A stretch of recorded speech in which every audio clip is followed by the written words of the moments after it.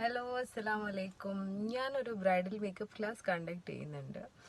ഒരുപാടായി എല്ലാവരും bridal makeup class എന്തെങ്കിലും കണ്ടക്ട് ചെയ്യണ്ടോ എന്ന് ചോദിക്കണം. പക്ഷേ ക്ലാസ് കണ്ടക്ട് ചെയ്യാൻ പറ്റിയിട്ടുള്ള സിറ്റുവേഷൻസും കാര്യങ്ങളൊന്നും ആയിരുന്നില്ല.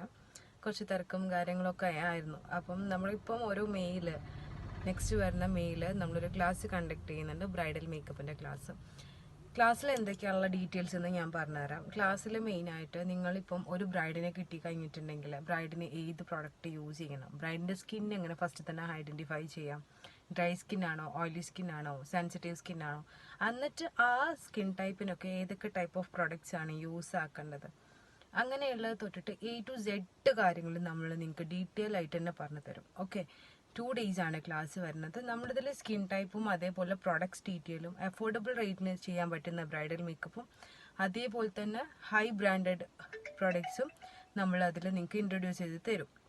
ആണോ, സെൻസിറ്റീവ് സ്കിൻ ആണോ, എന്നിട്ട് ആ സ്കിൻ ടൈപ്പിനൊക്കെ ഏതൊക്കെ ടൈപ്പ് ഓഫ് പ്രൊഡക്ട്സ് ആണ് യൂസ് ആക്കേണ്ടത്, അങ്ങനെയുള്ളത് തൊട്ടിട്ട് A to Z കാര്യങ്ങൾ നമ്മൾ നിങ്ങൾക്ക് ഡീറ്റെയിൽ ആയിട്ട് തന്നെ പറഞ്ഞു തരും. ഓക്കെ, 2 days ആണ് ക്ലാസ് വരുന്നത്. നമ്മളിതിൽ സ്കിൻ ടൈപ്പും അതേപോലെ പ്രൊഡക്ട്സ് ഡീറ്റെയിലും അഫോർഡബിൾ റേറ്റിന് ചെയ്യാൻ പറ്റുന്ന ബ്രൈഡൽ മേക്കപ്പും അതേപോലെ തന്നെ ഹൈ ബ്രാൻഡഡ് പ്രൊഡക്ട്സും നമ്മൾ അതിൽ നിങ്ങൾക്ക് ഇൻട്രൊഡ്യൂസ് ചെയ്ത് തരും.